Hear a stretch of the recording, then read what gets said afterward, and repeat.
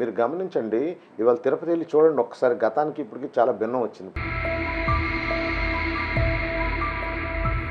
ఇక్కడ చలవతోట ఒకటి, ఇక్కడ నేరలకొన్నరు ఒకటి, తర్వాత పండా వీధి ఒకటి, కొన్ని చోట్ల ఈ స్కూల్ దగ్గర వాటి దగ్గరను గంజాయి డ్రగ్స్ అమ్మకాలు తీసుకోవడాలు ఎక్కువైపోయి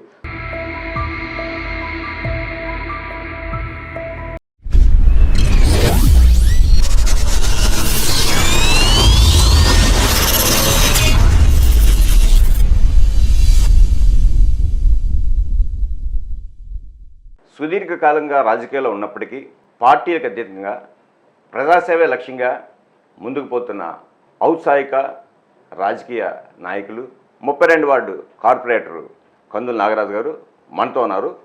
ఇప్పుడు ప్రభుత్వం వచ్చి 2.5 నెలలు, మహా అయితే 3 నెలలు ఉంటుంది. జీవీఎంసీలోని వార్డుల్లో డెవలప్మెంట్ యాక్టివిటీస్ ఏమైనా చేంజెస్ కనిపిస్తున్నాయి మీకు? అంటే ఇప్పుడు ఏంటవుతుందంటే, తప్పనిసరిగా అధికారం మారేటప్పుడు ఇవన్నీ మామూలుగా ఉంటాయి. కాకపోతే మీరు గమనించండి, ఇవాళ తిరుపతి వెళ్ళి చూడండి ఒక్కసారి, గతానికి ఇప్పటికి చాలా భిన్నం వచ్చింది. ఇప్పుడు అప్పుడే అధికారం మారిన తర్వాత తిరుపతిలో రూపురేఖలు మారాయంటే ప్రక్షాళన జరిగింది. చాలా బాగుంది. భక్తులు కూడా చాలా హ్యాపీ అవుతున్నారు. ఏం చెప్తున్నారు, చాలా బాగుంది, భగవంతుడి దయ వల్ల అటు చంద్రబాబు నాయుడు గారు కానీ ఇటు పవన్ కళ్యాణ్ గారు కానీ తీసుకున్న నిర్ణయాలు బట్టి ఇవాళ మన దర్శనం కూడా చాలా బాగా అవుతుంది, స్వామిని దర్శనం చేసుకోగలుగుతున్నాం అనేసి చాలా ఆనందం వ్యక్తం చేస్తున్నారు. అందుకని అక్కడ బాగుంది. అలాగనే మరి ఇవాళ కార్పొరేషన్లోని ఆల్రెడీ మనం ఏం చేశారంటే, గత ప్రభుత్వం మొత్తం ఖాళీ చేసి వెళ్ళిపోయారు. ఖాళీ చేసి వెళ్ళిపోయింది. ఇప్పుడు మళ్ళీ దాన్ని ఫుల్ఫిల్ చేసుకొని అన్నీ చేసుకోవాలంటే ఆల్రెడీ వర్క్స్ జరుగుతున్నాయి.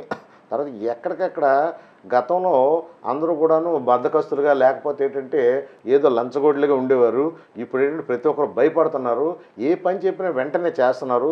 ముఖ్యంగా నా వార్డు పరిధిలోకి తీసుకునేసరికి నాకు ఇక్కడ స్థానిక సమస్యలు లేవు. ఎందుకు సమస్యలు లేవు అంటే, నేను బాగా సీనియర్ని. నెక్స్ట్ ఏంటంటే ప్రతి ఒక్క అధికారితో నాకు సత్సంబంధం ఉంది. నేను ఎవరితో విరోధం పెట్టుకోను.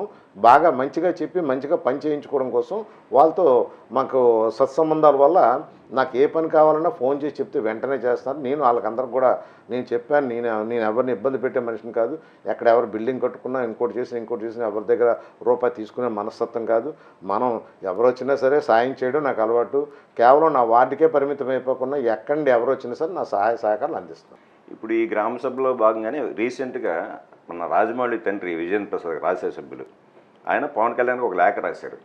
ఏంటంటే పిఠాపురం నియోజకవర్గాన్ని ఒక రోల్ మోడల్గా చేయాలని చెప్పి ఆయన కొన్ని సలహాలు సూచనలు ఇచ్చారు.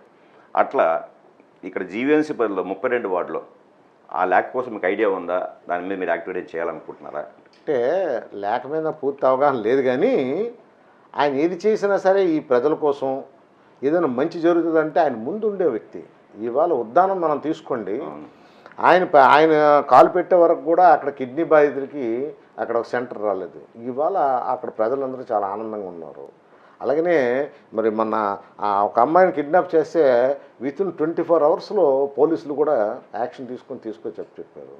ఇవాళ కలకత్తాలో వెస్ట్ బెంగాల్లో జరిగిన దానికి కూడా జనసేన పార్టీ మద్దతు ఇచ్చింది.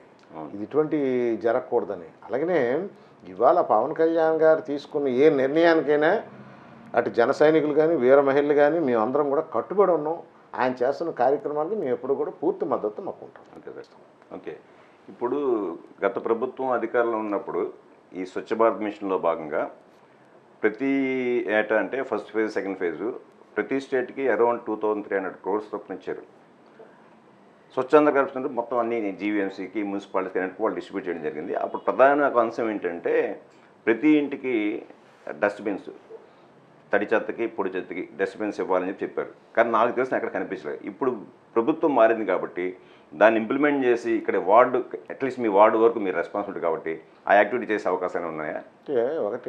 అంటే మనం వాస్తవం చెప్పుకోవాలా, ఇవ్వకపోవడం అయితే లేదు. గత ప్రభుత్వంలో అందరికీ డస్ట్బిన్స్ ఇవ్వడం జరిగింది. కాకపోతే 100% ఇచ్చారు నేను చెప్పలేను, కానీ కొంతవరకు జరిగింది. అయితే వాటిని ఏంటంటే సరిగ్గా సద్వినియోగం చేసుకోవట్లేదు. దాన్ని అవేర్నెస్ ప్రోగ్రాంలో మేము కూడా చెప్తున్నాం. ప్రతి ఒక్కరికి కూడా ఈ మలేరియా గురించి కానీ దోమకాటు గురించి కానీ చెప్తున్నాం. ఎక్కడికక్కడ అవేర్నెస్ ప్రోగ్రామ్స్ పెడుతున్నాం.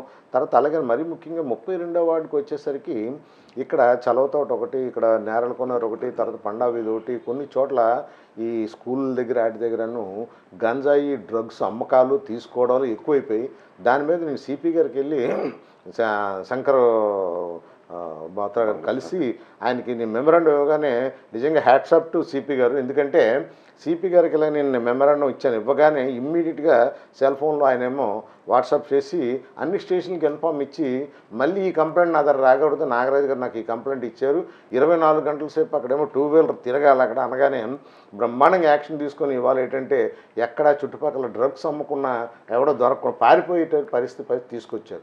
ఆ రకమైనటువంటి చర్యలు తీసుకోవాలి కమిషనర్ గారు. ఇప్పుడు కమిషనర్ మేయర్ గారు ఏంటంటే పూర్తిగాను గతంలో వైసీపీ ప్రభుత్వం ఏంటంటే దాచుకోవడం అయిపోయింది తప్ప ఎక్కడ డెవలప్మెంట్ కనబడలేదు. ఆ డెవలప్మెంట్ కనబడకపోబట్టే ప్రజల్లో వ్యతిరేకత ఏర్పడ్డది.